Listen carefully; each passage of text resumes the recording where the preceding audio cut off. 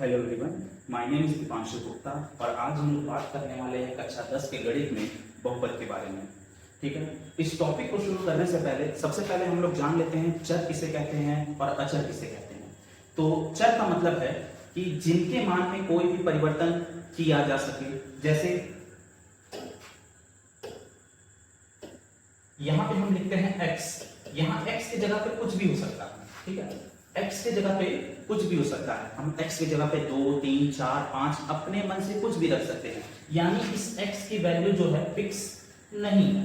ठीक, x की value क्या है? फिक्स नहीं है। तो ये हमारा एक तरह का क्या है? चर है। अब हम बात करते हैं अचर की। अचर जैसे कि तुम्हारा हो गया 2, 3, 4, करनी में 5 या कुछ भी, इस तरह की संख्या को हम कहते हैं अचर।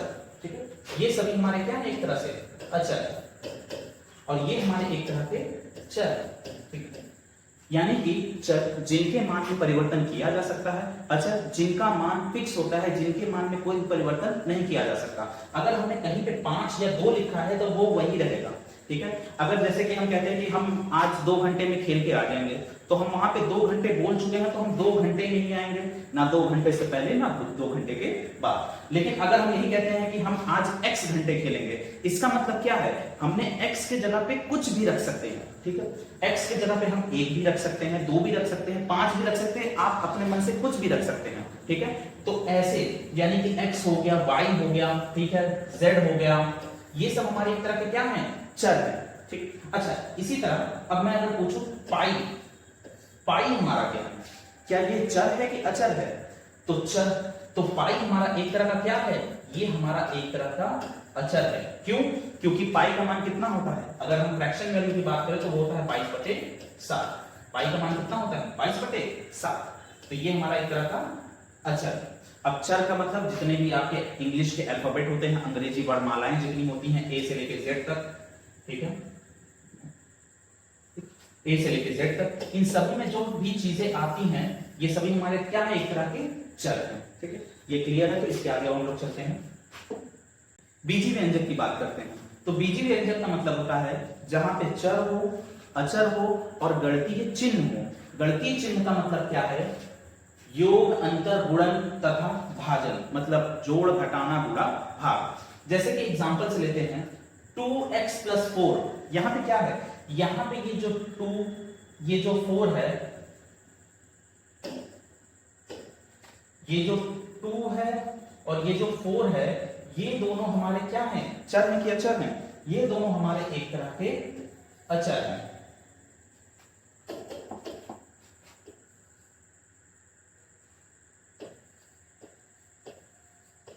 ये दोनों हमारे एक तरह के क्या हैं? अचर हैं। अब बात करें हम इस x की, तो ये हमारा एक तरह का क्या है? ये हमारा एक तरह का चर है। ठीक, और फिर लास्ट में हम यहां देखते हैं ये जो प्लस का सिंबल है, ये हमारा है चिन्ह। ये हमारा क्या है? एक तरह से ये हमारा है एक तरह से गणितीय चिन्ह।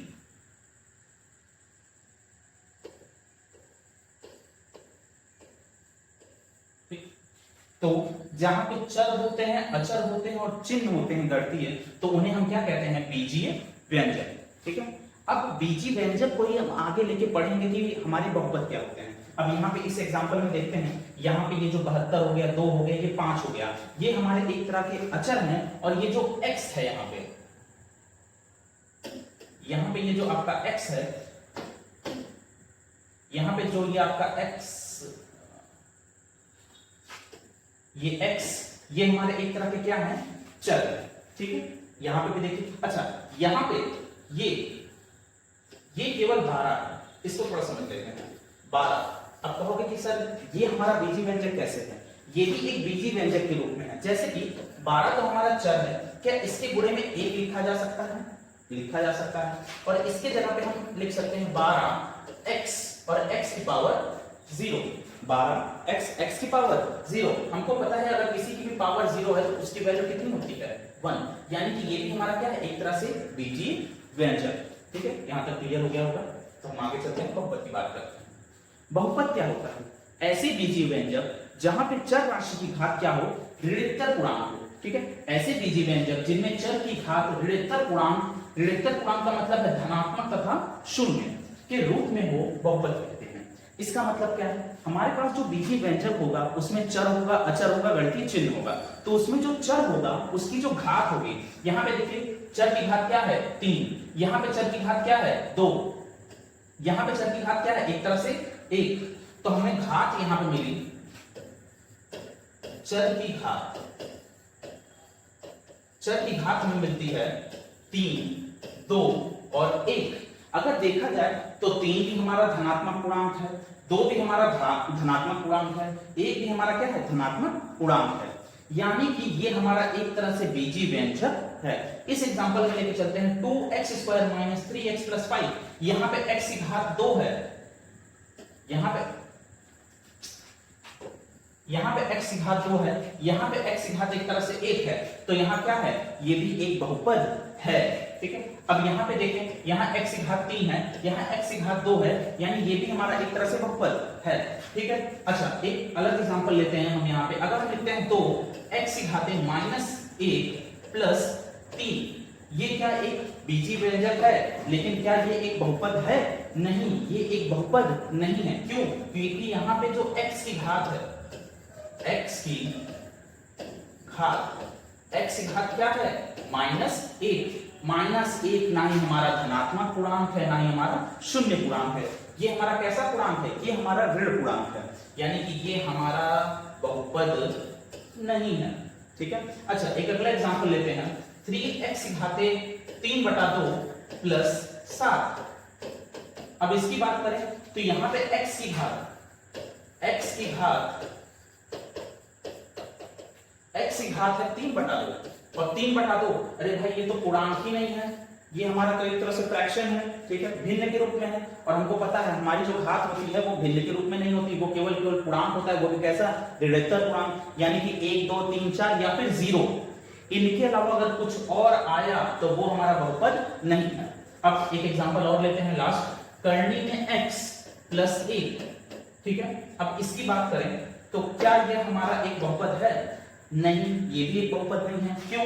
क्योंकि अगर इसको हम चाहें तो लिख सकते हैं x, करनी का मतलब होता है कि उसकी घात है 1/2 और +1, यानी कि यहां पे हमको घात मिल रहा है 1/2, यानी कि ये भी हमारा क्या है, एक तरह से बहुपद नहीं है, ठीक है। अब हम बात करते हैं बहुपद की घात। बहुपद की घात क्या होती है? तो जो हमारा बहुपद होता है, जो उसमें चर राशि होती है, उसकी जितनी घातें हैं उनको लिख लो, उनमें जो घात सबसे बड़ी होगी वही हमारे बहुपद की घात होती है। देखिए, किसी बहुपद में चर की सबसे बड़ी घात ही उसकी घात कहलाती है। जैसे कि पहले तो चेक करो ये बहुपद है कि नहीं है, तो यहां देखते हैं, यहां पे हमारा चर राशि एक यहाँ पे है, एक यहाँ पे है, यहाँ पे x की घात 2 है, यहाँ पे x की घात 1 है। हमको पता है 2 और 1 दोनों हमारे किस तरह के पूर्णांक है, ऋणात्मक पूर्णांक है, यानी कि ये जो है हमारा बहुपद है, ठीक। हमने घात देखा, हमने घात नोटिस किया कि हमारे घात है x की 2 और साथ ही साथ 1, यानी हमको मिला घात 2 और 1। सबसे बड़ी घात हमारी कितनी है 2, तो हमारी इस बहुपद की घात कितनी होगी 2 होगी, ठीक है। इस बहुपद की बात करें, यहां पे हमारे इस बहुपद की सबसे बड़ी घात है 3, क्योंकि यहां पे एक घात है 3, फिर घात है हमारा 2, तो सबसे बड़ी घात हमको मिली है 3, यानी इस बहुपद की घात क्या है 2, ठीक। यहां पे बात करें इस बहुपद की, तो इस बहुपद की घात कितनी है 1, ठीक है। अब क्लियर हो गया होगा यहाँ पे सबको, बहुत छोटी छोटी चीजें हैं लेकिन बहुत ही अच्छे से इन सबको पढ़ना है, ठीक। अब हम बात करते हैं बहुपद के प्रकार की। वैसे बहुपद को 2 तरीके से बांटा गया है, पदों के आधार पे और घात के आधार पे। अभी हमको जिनके बारे में पढ़ना है हम उन्हीं के बारे में पढ़ रहे हैं। आप कक्षा 9 में पढ़ चुके हैं, अगर आपने नहीं पढ़ा है तो थोड़ा सा आप बुक उठाइए, ठीक है, पिछला भी आपको थोड़ा बहुत याद होना चाहिए, नहीं तो जैसे जैसे वो आएगा तो हम उसको पढ़ाते रहेंगे। अब बात करते हैं रैखिक बहुपद की। रैखिक बहुपद का मतलब क्या है? ऐसा बहुपद जिसकी घात 1 हो, ठीक, ऐसा बहुपद जिसकी घात क्या हो 1 हो। एग्जांपल में देखिए, यहां चर राशि की अधिकतम घात कितनी है 1, यानी कि जब हमारी घात 1 होती है, हमारी घात 1 होती है, तब वो हमारा क्या होता है, एक तरह से रैखिक बहुपद। इसी तरह द्विघात बहुपद, नाम से ही समझ में आ रहा है द्विघात, यानी कि हमारी जो x की घात होगी, हमारी चर राशि की घात होगी, वो सबसे बड़ी घात कितनी होगी 2, यहाँ पे सही बात है, यहाँ पे हमारी सबसे बड़ी घात है 2, इस वजह से ये एक है द्विघात बहुपद। त्रिघात बहुपद सबसे बड़ी घात 3 होनी चाहिए, देख सकते हैं। चतुर्घात बहुपद यानी सबसे बड़ी घात हमारी 4 होनी चाहिए। वैसे हमको केवल इस टॉपिक में हमको पढ़ना है रैखिक, द्विघात और त्रिघात। वैसे रैखिक और त्रिघात के बारे में बहुत ज्यादा नहीं पढ़ेंगे, हमको सबसे ज्यादा पढ़ना है द्विघात बहुपद के बारे में, लेकिन जानकारी होनी चाहिए। अब हम बात करते हैं दिए गए बिंदु पर बहुपद का मान। इसका मतलब क्या है? x का मान बहुपद में रखने पर बहुपद का मान ज्ञात किया जा सकता है, ठीक है। उदाहरण के लिए यहां लिखा है px बराबर 2x² प्लस 3x माइनस 5। हमसे कह रहा है p2 बराबर क्या होगा? यहां पे एक चीज और क्लियर कर देते हैं, ये px का मतलब क्या है? ये px का मतलब है, p का मतलब है पॉलिनोमियल, बहुपद इंग्लिश में बोलते हैं, ठीक है। तो बहुपद x, अगर हमारा यहाँ पे चर केवल x है तो हम यहाँ लिखेंगे px। अगर मान लीजिए यहाँ पे इसी क्वेश्चन को लिख देता py, इसका मतलब क्या है? हमारा जहां जहां चर है वहां वहां होगा y,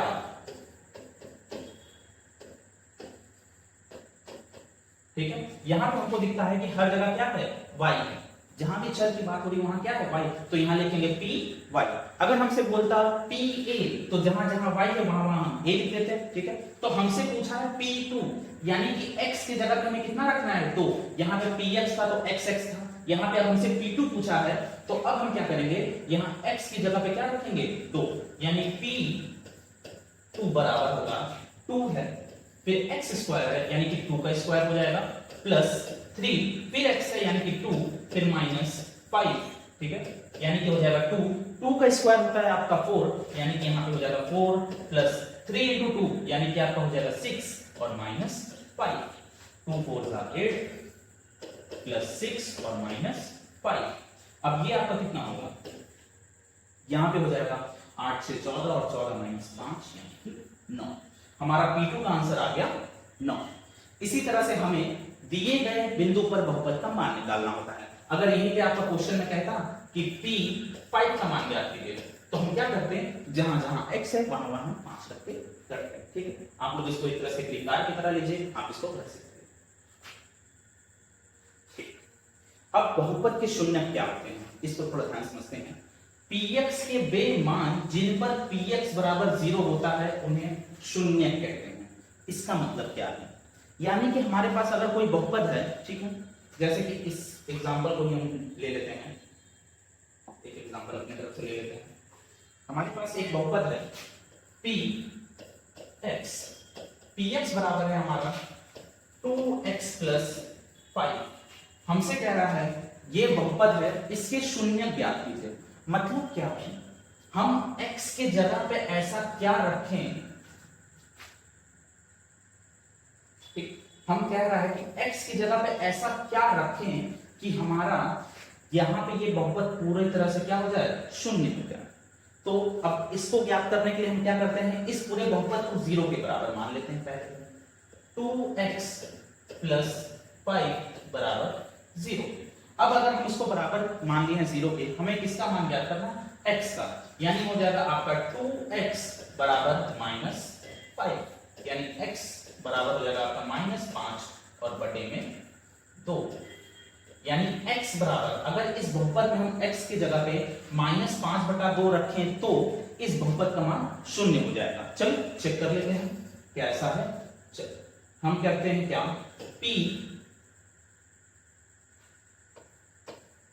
p माइनस 5/2 बराबर होगा 2, फिर x है, x की जगह पे माइनस 5/2 और यहाँ पे है प्लस 5, यानी कि 2 से 2 कट गया, माइनस 5 प्लस 5 और बराबर लास्ट में क्या आया? 0। यानी कि हमें x की जगह पे माइनस 5/2 रखने पे हमारे बहुपद का मान क्या मिला? 0। यानी कि इस बहुपद का शून्य क्या होगा? माइनस 5/2, ठीक है, माइनस 5/2। यानी किसी भी बहुपद का शून्य ज्ञात करना इसी तरह ज्ञात करते हैं। लेकिन एक चीज और है, हमने जो ये एग्जांपल लिया है ये एक है रैखिक बहुपद। कैसा बहुपद है? रैखिक।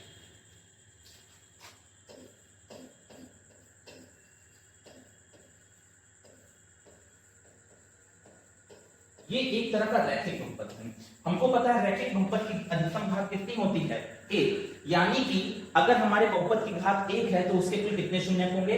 सिर्फ और सिर्फ 1। और द्विघात बहुपद है तो उसकी घात कितनी है? 2, इस वजह से उसके 2 शून्य होंगे। त्रिघात है तो 3 शून्य होंगे। चतुर्घात है तो उसके 4 शून्य होंगे।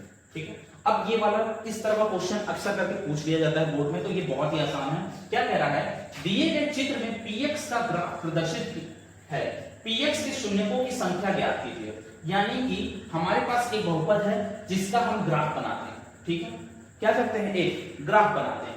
अब उस ग्राफ को बनाने में हमको क्या दिखता है? ये ग्राफ जो है x अक्ष, क्योंकि यहाँ पे px है तो x अक्ष को कहां कहां काट रहा है? एक जगह एक पे काट रहा है और एक डैश पे काट रहा है, दो जगहों पे काट रहा है। अगर हमारा ग्राफ x अक्ष को दो जगहों पे काट रहा है, इसका मतलब क्या है कि इसके कुल 2 शून्य होंगे।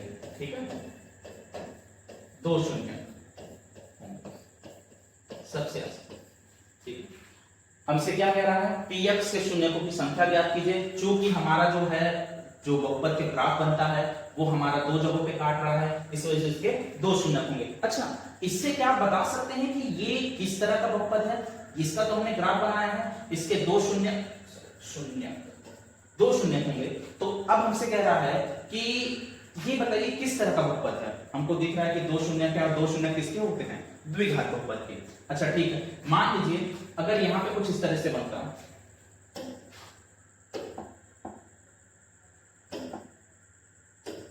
अगर इस तरीके से बनता तो यहां पे हमारा क्या है? एक सीधी रेखा मिल रही है और वो केवल एक ही जगह पे काट रहा है, यानी कि ये हमारा कैसा बहुपद है? एक रैखिक बहुपद है। ठीक है, अब एक चीज और, जो रैखिक बहुपद होता है अगर उसका हम ग्राफ बनाएंगे, इस तरह का फिगर बनाएंगे, तो रैखिक बहुपद का हमेशा ग्राफ एक सरल रेखा के रूप में मिलेगा। कैसा मिलेगा? एक सरल रेखा के रूप में। और अगर बात करें द्विघात बहुपद की, तो द्विघात बहुपद का जब भी घात बनेगा तो हमें क्या मिलेगा? एक परवलयकार। ठीक है,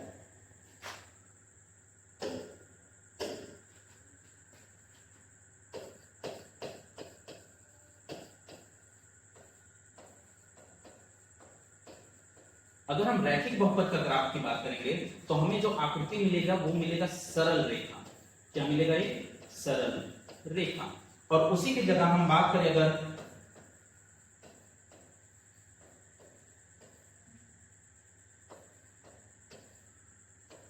द्विघात बहुपद की, तो द्विघात बहुपद में हमें मिलेगा एक परवलयाकार।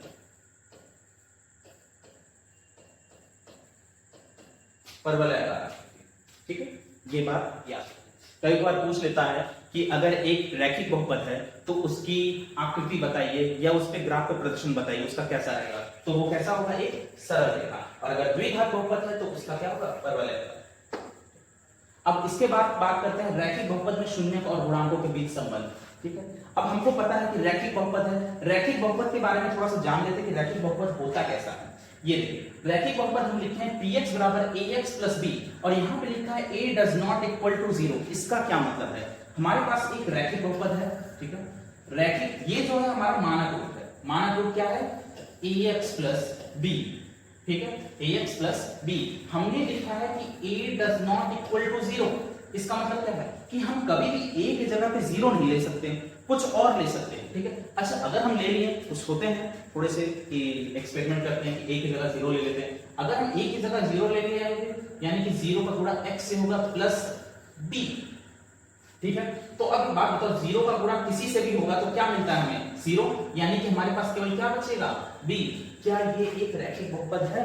नहीं है, क्योंकि यहाँ पे चर राशि घात 1 है ही नहीं। अरे चर राशि नहीं तो घात कहां से 1 होगी?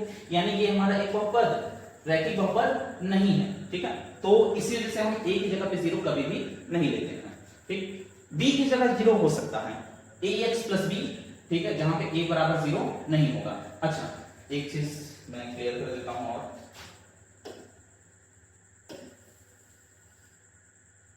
इसको हटा देते हैं।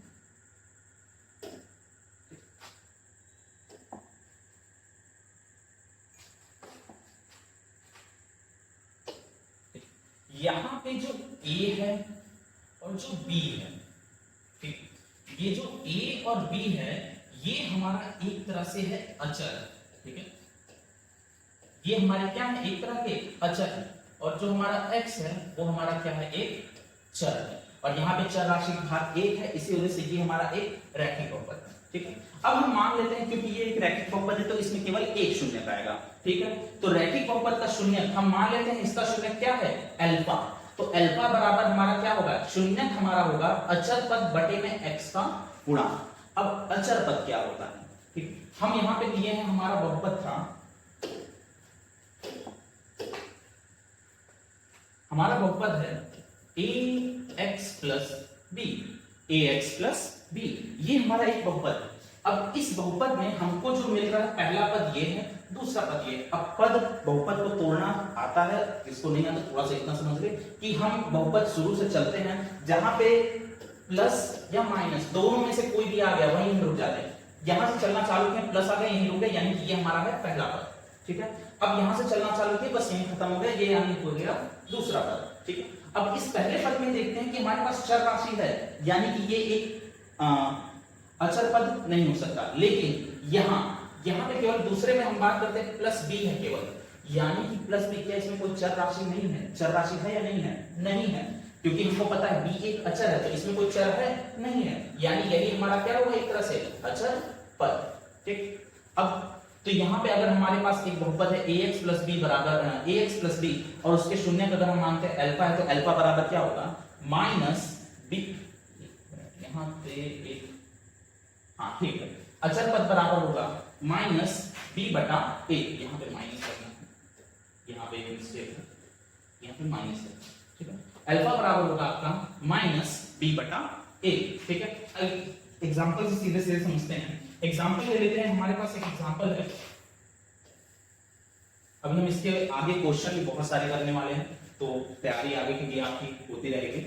हम लेते हैं जैसे कि 2x प्लस 3, ये एक नॉर्मल एक बहुपद है, ठीक है, क्योंकि हमको पता है ये एक रैखिक बहुपद है, इसके शून्य ज्ञात करने हैं, तो हमको पता है ये एक बहुपद है px बराबर है 2x प्लस 3, इसके शून्य ज्ञात करने हैं। हम मान लेते हैं इसका एक शून्य है अल्फा, शून्य है अल्फा, तो हमको पता है कि अल्फा बराबर क्या होता है, माइनस बी बटा ए।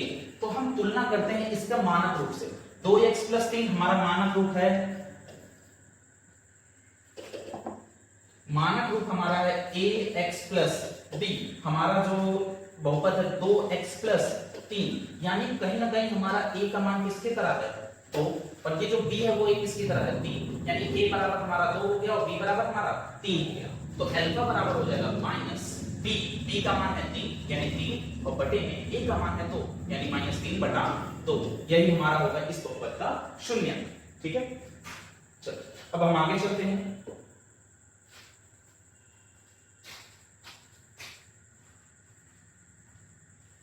अब हम आगे बात करते हैं द्विघात बहुपद की। अब देखो आगे बात करते हैं द्विघात बहुपद की।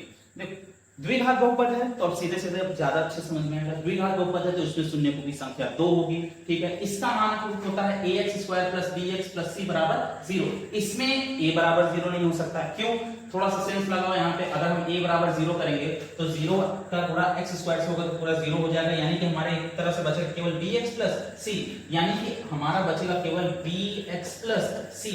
अब ये बताओ क्या ये एक द्विघात बहुपद है? नहीं है, ये तो एक रैखिक बहुपद है। हाँ, b का मान 0 हो सकता है, ठीक है, a का मान 0 नहीं हो सकता, लेकिन b का मान आप 0 कर सकते हैं। कैसे? हमारा क्या हो जाएगा ax स्क्वायर, b तो 0 यानी वो वाला पद ही गायब हो गया, यानी प्लस c और बराबर नहीं, ये सब समीकरण हो जाएगा, ठीक है। तो यानी कि अगर हम अभी भी ये हमारा क्या है एक द्विघात बहुपद, यानी कि b बराबर हम 0 कर सकते हैं लेकिन a बराबर 0 नहीं होगा। कारण पता है, अगर हम a को 0 करेंगे यानी कि x स्क्वायर से 0 का गुणा होगा तो हमको पता है कि ये पूरा पद ही खत्म हो जाएगा, तो bx प्लस c जो कि एक रैखिक बहुपद है, द्विघात बहुपद नहीं है। देखिए ये क्या है, एक रैखिक बहुपद है। जब हमने a बराबर 0 लिया तो ये मिला, और जब हमने b बराबर 0 लिया तो ये मिला, ठीक। अब हम कहते हैं कि द्विघात बहुपद है तो इसके दो शून्यक होंगे, उसमें से एक शून्यक की बात करते हैं तो अल्फा है, दूसरा हमारा बीटा है, ठीक है। तो हम शून्यक कैसे, इसके देखिए यहाँ पे शून्यक और गुणांकों के बीच संबंध, मतलब शून्यक अगर अल्फा और बीटा है तो शून्यकों का योग यानी अल्फा प्लस बीटा बराबर होगा माइनस x का गुणांक, x का गुणांक यानी कि b यानी कि माइनस b बटे में x स्क्वायर का गुणांक, x स्क्वायर का गुणांक क्या है a यानी माइनस b बटा a। ये बहुत ही जरूरी है, ठीक है, क्योंकि अक्सर करके आता है कि संबंध स्थापित कीजिए,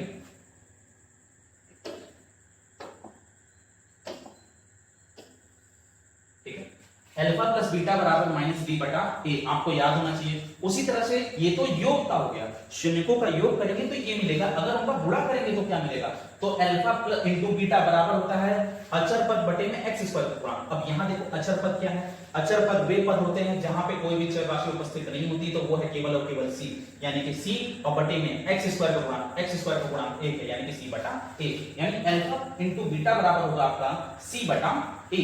ये दो फॉर्मूले बहुत जरूरी हैं क्योंकि इनका इस्तेमाल करना ही करना है आगे आपको, ठीक है, तो ये अच्छे से आप लोग को याद रखना चाहिए, ठीक है। चलो अभी इसके बारे में हम और भी क्वेश्चन सॉल्व करेंगे तो आपका और बचा कुचा डाउट जो है वो भी खत्म हो जाएगा। अब त्रिघात बहुपद है, त्रिघात बहुपद है तो उसमें हमारी अधिकतम घात 3 होगी, और यहाँ पे हमारे शून्यकों की संख्या भी 3 होगी, तो यहाँ पे हम इसमें भी a बराबर 0 नहीं लेंगे, ठीक है, यहाँ पे भी हम a बराबर 0 नहीं लेंगे, लिखा हुआ है b c d इनमें से कुछ भी हम 0 ले सकते हैं, लेकिन a बराबर 0 नहीं लेंगे। आपको पता है क्यों, क्योंकि अगर हम वहां पे 0 लेंगे तो x क्यूब खत्म हो जाएगा, तो हमारी घात 2 होगी, तो ये तो हमारा तब द्विघात बहुपद हो जाएगा, ठीक है। अब हम बात करते हैं त्रिघात बहुपद है, तो इसके शून्य 3 होंगे, हम मानते हैं अल्फा बीटा और गामा। इसमें क्या होता है कि तीनों शून्यकों का योग यानी alpha into alpha plus beta plus gamma बराबर क्या होगा, माइनस बी बटे में ए, यानी कि माइनस एक्स स्क्वायर का गुणा बटे में एक्स क्यूब का गुणा, ठीक है। अब यहाँ पे alpha into beta plus beta into gamma plus gamma into alpha बराबर होगा सी बटा ए, ठीक है, और alpha into beta into gamma बराबर होगा माइनस बी बटा ए। क्वेश्चन जब किया जाएगा तो इसके बारे में और समझेंगे। अभी अब आगे देखिए, अब ये है आपका अभ्यास प्रश्न, ये एनसीईआरटी की क्वेश्चन है, ठीक है। निम्नलिखित बहुपदों के शून्य ज्ञात कीजिए और शून्यकों तथा गुणांकों के बीच संबंध की सत्यता की जांच कीजिए, ठीक है। चलिए करते हैं। सबसे पहला क्वेश्चन लेते हैं, x square minus 2x minus 8, ठीक है। यहां पे सबसे पहला क्वेश्चन हमारा है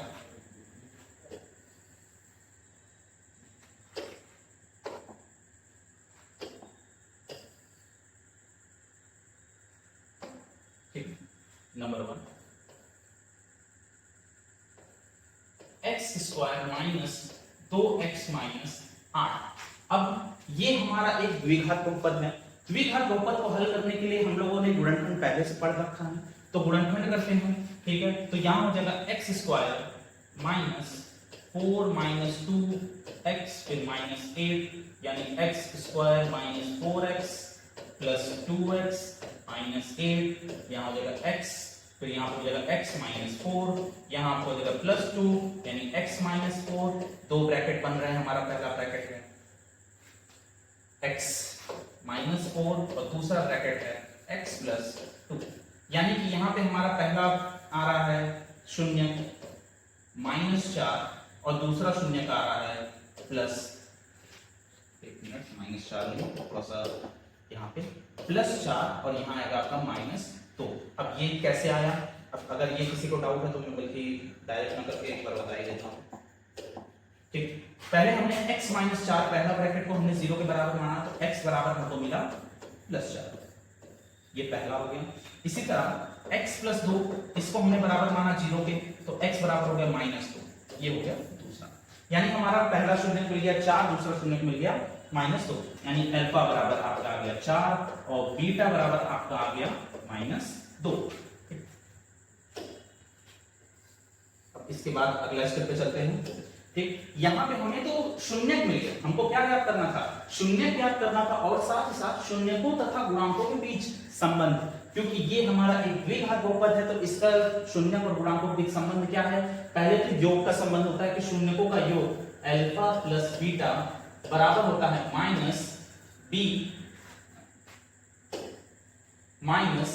बी बटे में ए, ठीक है। तो अल्फा प्लस बीटा यानी 4 प्लस माइनस 2 बराबर आपका हो जाएगा माइनस बी। अब माइनस बी क्या होता है, माइनस बी, बी हमारा होता है, आपने वहां ध्यान दिया होगा, बी होता है एक्स का गुणांक, यानी कि एक्स का गुणांक चिन्ह के साथ जाते हैं, x का गुणांक यहाँ पे चिन्ह के साथ, आगे का चिन्ह माइनस 2, बच्चे यही गलती करते हैं, चिन्ह नहीं लेते हैं, सबसे बड़ी गलती यही है, माइनस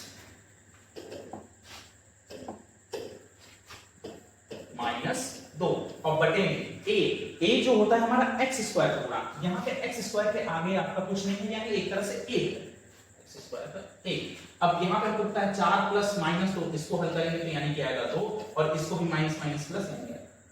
अब यहाँ पे हमको समझ में आया, पहला तो हमने सिद्ध कर लिया कि अल्फा प्लस बीटा बराबर होता है माइनस बी बटा ए। अब इसी के साथ हमें सिद्ध करना होगा अल्फा इंटू बीटा, ठीक है, अल्फा इंटू बीटा बराबर होता है सी बटा ए। अल्फा इंटू बीटा, अब क्या होता है, अल्फा इंटू बीटा हमारा होगा 4 और माइनस 2 का गुणा बराबर होगा सी बटा ए। सी का मतलब होता है अचर पद, अचर पद फिर वही ध्यान से समझो, चिन्ह के साथ लेते हैं, यानी कि -8 यहाँ हो जाएगा -8 और बटे में ए तो हमारा है 1। अब हमको पता है 4 का 2 से गुणा करेंगे तो -8 आएगा, और यहाँ पे भी है -8, यानी अल्फा इंटू बीटा ये भी बराबर हो गया -8 और इधर भी -8, ठीक, ये हो गया। अब इसी तरह से हमारे पास बहुत सारे क्वेश्चन हैं, ठीक है, इन सबको हमें करना है, ठीक है। एक हम 5 और बता देते हैं, t² - 15, पहले इसको आप नोट कर लीजिए पॉज करके। अब हम अगले क्वेश्चन की बात करते हैं, जैसे ये 5वां है, थोड़ा सा अलग है, ठीक है। क्वेश्चन है t² - 15, यहां पे ये कैसे होगा, एक तरह से समझो, हम क्या कर सकते हैं, क्या हम इसको लिख सकते हैं t², ठीक है, माइनस इसको लिखते हैं हम अगर करनी में 15 और इस पूरे पर स्क्वायर। अब कहोगे सर ये कैसे आपने कर लिया, तो हमेशा याद रखना, हमको पता है अगर हम करनी पे स्क्वायर लगा दें तो एक तरह से करनी का कोई मतलब है नहीं, ठीक है, यानी अगर हम करनी में x का स्क्वायर लिखें तो हमारे पास इसका आंसर क्या होगा, केवल और केवल x। इसी तरह अगर हम करनी में 15 पे स्क्वायर लगाएं तो इसका मतलब क्या होगा आंसर, केवल और केवल 15। और वैसे भी करनी में 15 का गुणा अगर हम करनी में 15 से करेंगे, करनी में 15 का स्क्वायर का मतलब क्या है, करनी में 15 का गुणा करनी में 15 से, तो करनी एक तरह से खत्म हो जाएगा, केवल क्या आएगा 15, ठीक है। तो अब ये देखो, ये एक तरह से a² - b², तो होता है a - b और दूसरे ब्रैकेट में a + b, यानी कि t माइनस करनी में 15 और दूसरा आएगा हमारा t प्लस करनी में 15, ठीक है। यहाँ पे हमने जो फॉर्मूला लगाया है, यहाँ पे फॉर्मूला है a² - b² बराबर आपका होता है a - b और दूसरे ब्रैकेट में a + b। अब इसी तरीके से यहाँ पे हमारा पहला ब्रैकेट है, तो हमारा आंसर आएगा, पहला तो करनी में 15 और दूसरा आएगा माइनस करनी में 15, ठीक है, यानी ये हमारा है अल्फा और ये हमारा है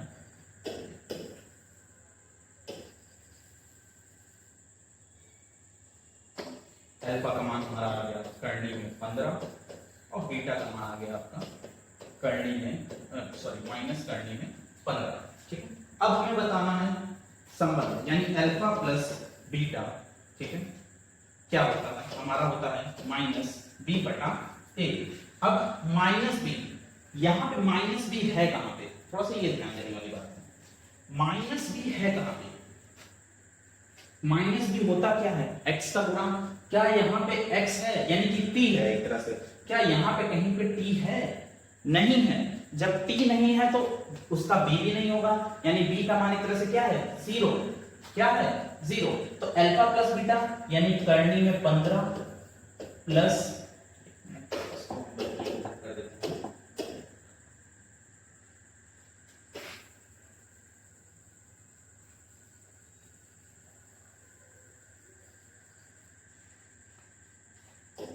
यहां पे करना है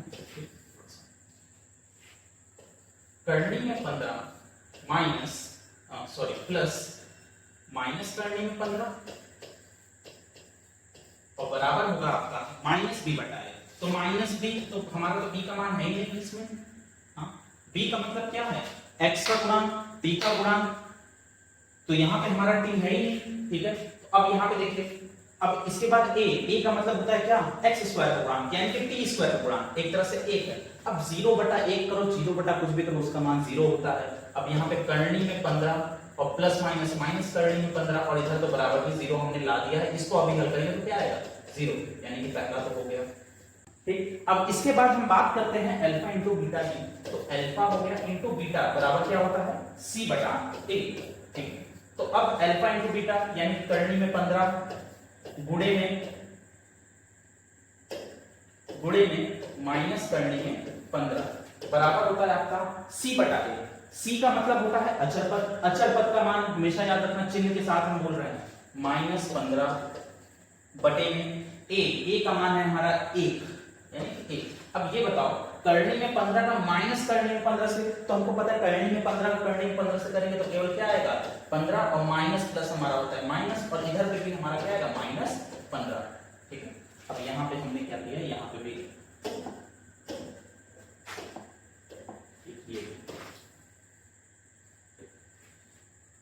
तो आज के लिए बस इतना है।